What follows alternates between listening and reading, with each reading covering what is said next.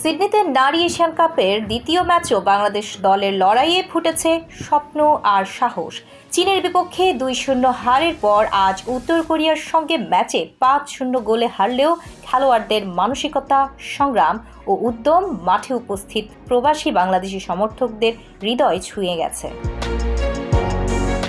Match শেষে mixed জোনে অধিনায়ক আফিদা খন্দকার জানিয়েছেন, উত্তর কোরিয়ার সঙ্গে যে ভুল হয়েছে পরের ম্যাচে তা না করার চেষ্টা থাকবে।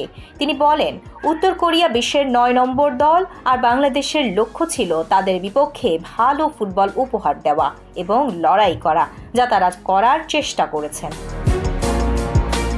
বাংলাদেশ দলের কোচ পিটার বাটলার জানিয়েছেন, তিনি মোটেও হতাশ নন এবং এই মেয়েদের নিয়ে গর্বিত। তিনি আরও বলেন, এমন শক্তিশালী দলের কাছে হারলে লজ্জার কিছু নেই, কারণ খেলোয়াড়েরা তাদের সর্বোচ্চ চেষ্টা করেছে, যা হতাশ হওয়ার কারণ নয়। এদিন সিডনিতে বাংলাদেশের প্রবাসী সমর্থকদের উৎসাহ ছিল চোখে পড়ার মতো।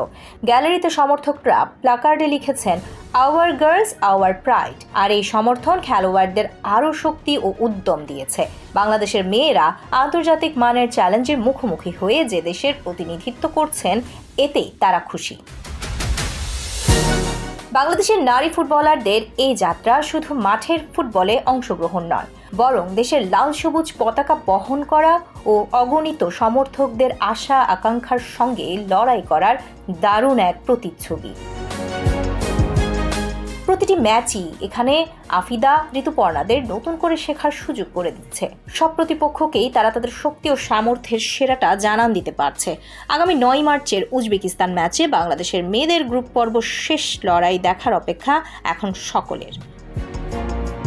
Tanzila Twinkle, sports 24 BD.